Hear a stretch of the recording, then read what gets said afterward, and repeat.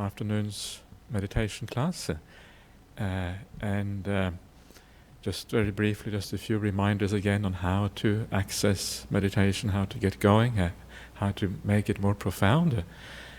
Just to start off with, it was interesting, I was reading some articles about meditation recently, and they were saying that sometimes people have bad experiences while they meditate. They have sometimes people get like panic attacks, or they feel deluded, or they get all kind of they get negative effects. So it is important to know also how to deal with these things if these things happen to you. And often people aren't taught what to do if they have negative effects in the meditation practice. And really, if you feel that it isn't going well, you feel that you're feeling scared, or you're feeling deluded, or things aren't going the right direction, you're not feeling more peaceful or whatever, then really you need to do something else. You need to stop. You need to open your eyes and not try to kind of just press on and try to, to be tough and get through it, so to speak. Because it's quite likely that it will just get worse if something isn't going the right way. Please don't feel bad if this happens, because it happens to quite a lot of people, it seems. So that's okay. If it isn't going wrong, that's fine. You just have to approach the process in a different way. Maybe by just sitting down and just sitting with open eyes instead, right? That often may be enough for you to get away from that negative experience. So this is the first thing. It's important to deal with these things in the right way. The process of meditation should be one whereby you feel better, right? It's a gradual movement towards more ease, more relaxation, more lightness, more mindfulness, all of these good qualities arising here. And even if you only get some of those qualities while you're here, I'm sure most of you who have been here for a while, you're getting some of these qualities already, otherwise you probably wouldn't be coming back. So that's always a good thing. But even if you just get a little bit of relaxation in your meditation, feeling more at ease with the world, with yourself, that really is already good enough reason to carry on with the meditation practice. But of course, ideally, we want to take it also beyond that, beyond just feeling the ease and feeling the relaxation, and to take it to a level where you start to get some joy arising, right? Mindfulness becomes quite strong to a point where it becomes possible to do things like watching the breath and that sort of things. And to be able to do that, you go through the process, first of all, of relaxing and feeling at ease, and just feeling really good, just sitting there. And then once you get to that point, then the attitude becomes all important in your meditation practice. So important to have the right attitude. If the attitude is wrong, if you're not feeling quite right, then it's not going to go very far. But if your attitude is a positive one, where you are delighting in what's going on, right? You're feeling really good about yourself and the world, and this really positive attitude inside, that is where meditation really starts to take off. So how do we get that attitude? And of course, a large part of that is how you develop yourself over a long period of time. But it's also, there are simple things we can do in the here and now as you go through this process to establish the right kind of attitude. And I remember there was many years ago, there was a monk who was staying at Bodhinyana Monastery, and he was saying, we have all done so much good karma, and one of the most important things on the Buddhist path and in Buddhist meditation practice is actually to find that key which can unlock that good karma. It's all there somewhere. We just have to kind of get the key which unlocks it and then brings it out, so that we can actually use that accumulation of good karma in our meditation practice. And so how do we do that? And one very simple way of accessing your good karma from the past is just simply to reflect back to something that you have done in your life that gave rise to, joy and happiness, an act of generosity, an act of kindness, an act of compassion that you had for somebody else, and just remembering that, and just the memory of what that experience was like is going to be a positive thing, which reminds you of how to feel also in the present moment. It's not just about the feeling, but it's about, at that time, what was your mind state like? What was your intention when you did an act of kindness to somebody else, right? If you can bring that intention into the present moment, have that intention now, that intention of kindness and generosity, if you can have that now, that is the thing which gives rise to the same feeling also now as you had in the past. So just that memory, right? Bring that memory back. This is one way of using one's good karma to get access to the similar kind of good feelings and experiences in the present moment. Another way, if you cannot think of anything in particular, any particular kind of experience, sometimes it is enough just to reflect, what does it feel like? What does it feel like to be truly kind? We all have some idea what kindness feels like, right? When you are really kind towards somebody, what does that feel like? What is that experience? What is your intention at that point? What is your mind state like, right? When you do an act of generosity, you have compassion for somebody. When you are doing something positive for somebody else, how does that feel inside of you? And just that reminding yourself what these feelings are like is enough to establish them in the present moment. So what do they feel like? And some of the things that you feel like when you really feel kind towards somebody, obviously there is no ill will there, right? Ill will is completely gone. It's substituted with a sense of empathy, compassion, of care and concern for the other person. It's the opposite of ill will, which is of course great. It's a pure kind of mind state, right? And the second thing that you find in that sort of situation is that there is very little self-concern. You're not really worried about yourself. So there's very little desire there. You're concerned about the other person. Not only is there little desire, there's also very little sense of self. It's like the ego drops down. There's very little ego when you are thinking about the well-being of another person. And of course the ego is something that often gets in the way of meditation, because the ego is something that needs to be supported and sustained. So if you can withdraw a little bit from that ego, it's a wonderful thing. It makes it so much more easy to be peaceful as a consequence. So try, these are some of the little techniques that may work sometimes. Sometimes we have to use different techniques at different times. But just try to remind yourself, what do some of these good qualities actually feel like? What is generosity? What is it as a felt experience? What is the intention? What is the mind state that goes with that? What is kindness? What is compassion? What is having the sense of universal love for all people? And then you're getting into the right frame of mind. And then when you have the right attitude, that is when you find that everything else in meditation tends to fall into place as a consequence. Okay, let's try that in practice.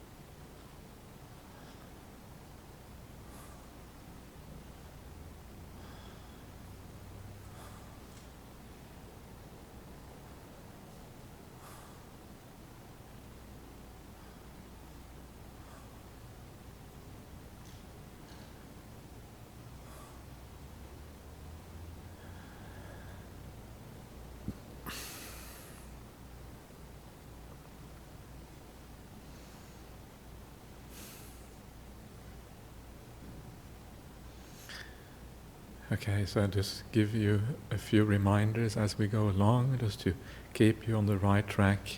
It's always nice to be reminded a little bit, even though you may be an experienced meditator. So just start off, when you close your eyes, you can feel your body.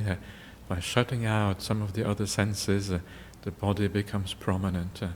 And when the body becomes prominent, you will feel straight away where there are any problems. And wherever there is a problem, you need to resolve that first of all. Any tension, any discomfort, anything which isn't quite right, start off by resolving that. Do whatever it takes. Take however much time it takes to do it. Make sure you take the time that it requires to feel at ease, to feel relaxed, and make the body really nice and comfortable.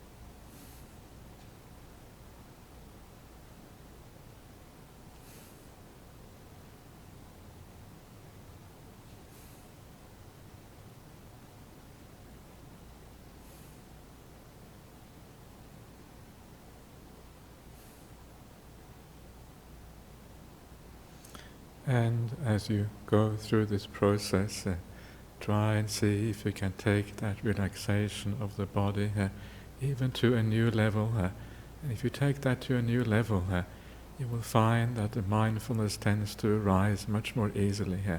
When you feel very contented in the body, the mind also tends to be contented as a consequence. So take it even deeper than before. And to be able to do that, remember that your attitude, even at this stage, is so important. And if you have the right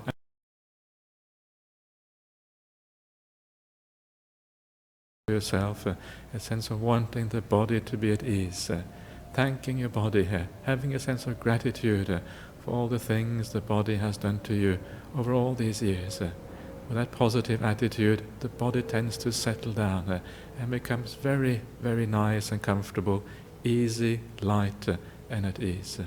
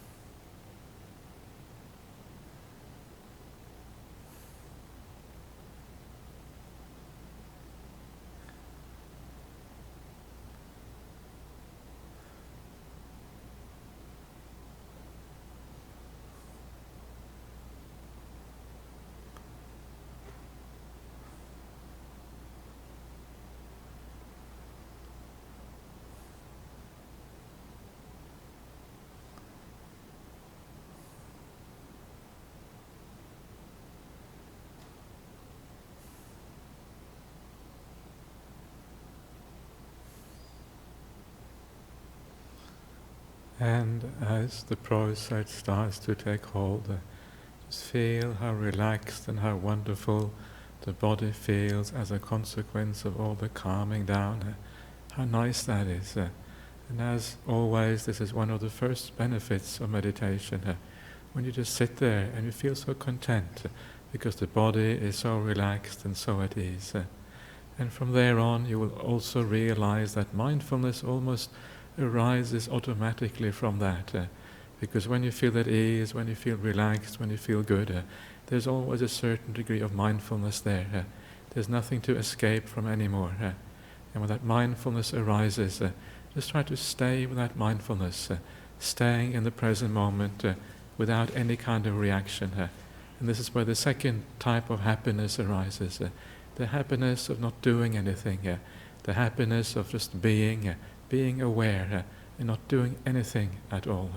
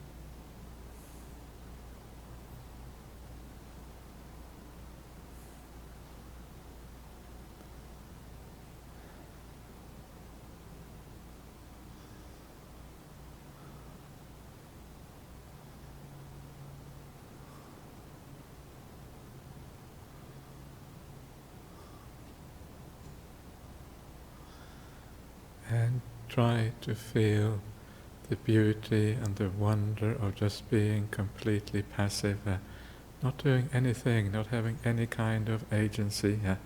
To see how tiring it is and how an oppression it is always to have to do things, and how much nicer it is to be just completely passive, having nothing to do, just enjoying the present moment. And as you do that, you sometimes need to give your meditation a little bit more of an oomph, a bit more joy, a bit more energy. And to do that, try, as I suggested before, to tune in to the ideas of kindness and generosity. Feel what these things feel like. What does it mean to be truly kind? What is that feeling? What is that intention? What is that aim and purpose of kindness? And the same thing with generosity and compassion. Whatever works for you, any of these positive feelings, what do they truly feel like? And if you bring that to mind, you can brighten up the mind and take the meditation to a new level.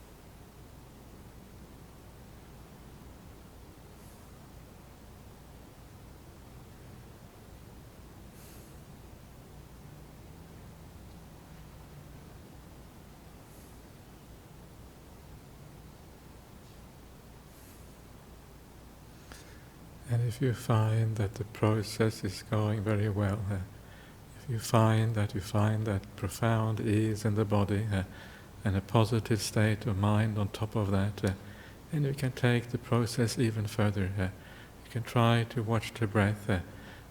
When you want to watch the breath, make sure you do it in a very light and easy way, using no force and using no will behind it. It is as if your awareness is just resting on the breath very, very gently, allowing the breath to come and go as it will. If you lose the breath, it's okay. If the breath is there, it is also okay. But only do this when you feel really relaxed and your mindfulness is quite strong and you have a positive sense of well-being.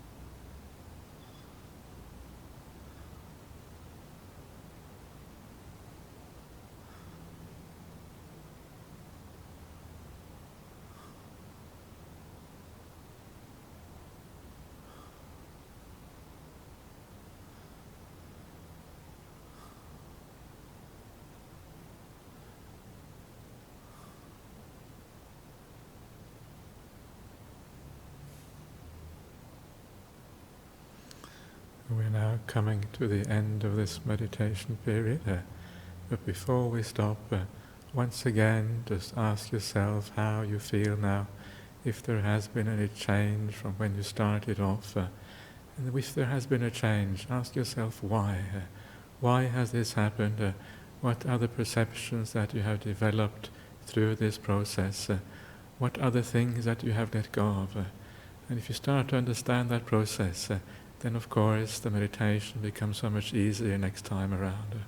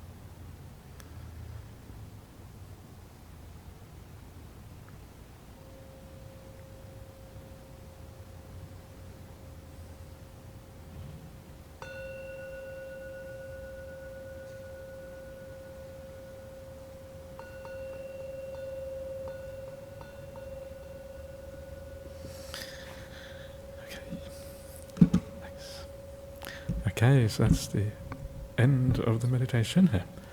So please come out.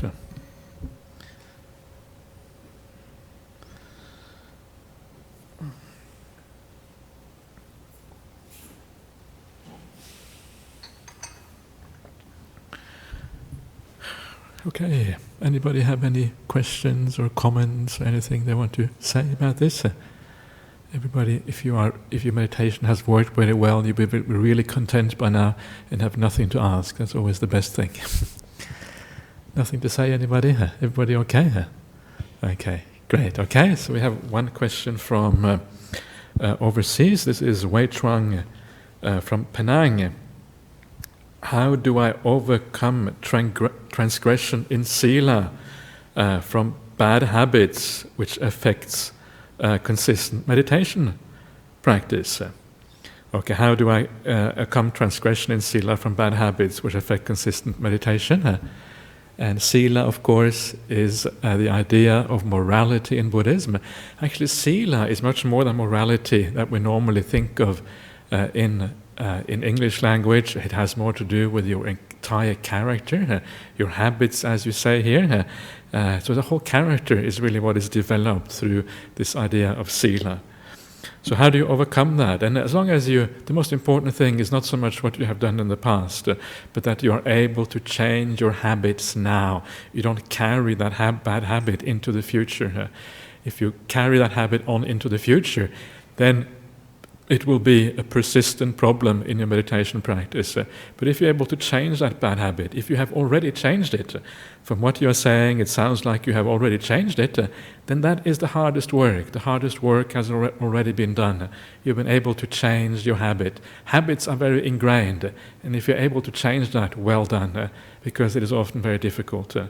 So then all you have to do is just wait. Because when you wait, when you're doing the right thing, you are being kind, you're being honest, you're doing the right things in the world, you're not doing the bad things, then gradually that bad habit in the past will recede into the background, and over time it will just disappear altogether. So this is really all you have to do.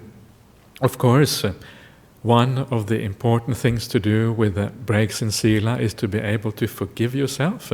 So try to forgive yourself. It is actually not that hard to forgive oneself. Maybe not completely, but at least to a large extent you can forgive yourself. And to do that, remember that we are all conditioned beings. The person we are today, we are because of the conditions, the circumstances that have worked on us throughout this life, also through past lives. That is why we are the way we are. So try to look at yourself clearly. Why are you the way you are? And often you will see the causality, the way you were brought up, the friends you had, the teachers you had, the work colleagues you had. All of these things have worked on you, right? And you have become, in a sense, the product of all those things. So of course you're going to be flawed. The world around you is flawed. That world has conditioned you. So you're going to be flawed, right? It's not so much your fault. It's all coming from the outside of you, or maybe coming from things in a past life, from inner factors from a past life. That is how you are. It's not really your fault, right? All of these things is coming inside, coming to you. And when you start to see that, the conditionality of who we are as human beings, then you can start to forgive, right? You can forgive yourself, and you can forgive others. And when you forgive others and yourself, the whole thing starts to come out much more easily. So try to see that conditionality working in practice, how what you are is a product of all these other things. And then you are on the fast way to forgiveness, at least to a high degree, if not 100%, at least to a large extent you will be able to do that. And then gradually, over time, as I said, it will fade into the background, and one day it will be completely gone. And you think, why was I so worried about all that? It wasn't such a big deal after all. Okay, that is all for this afternoon. So let's just pay respect to the Buddha Dhamma Sangha.